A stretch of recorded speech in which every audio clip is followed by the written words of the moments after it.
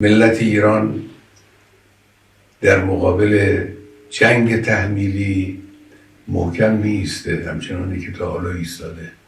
در مقابل صلح تحمیلی محکم می ایسته. ملت ایران در مقابل تحمیل تسلیمی هیچ کس نمیشه.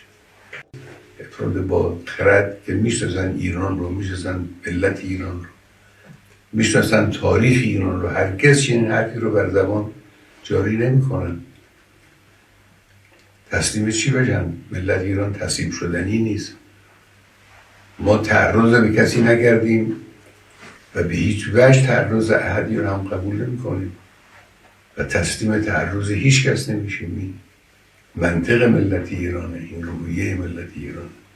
و البته آمریکایی ها، اونهایی که با سیاست های این منطقه آشنا هستن، میدانند که ورود آمریکا در این قضیه 100% به ضرر اوست. اونچه که او در این زمینه ضربه خواهد خورد به مراتب بیشتر است از اونچه که ایران ممکنه صدمه بخوره.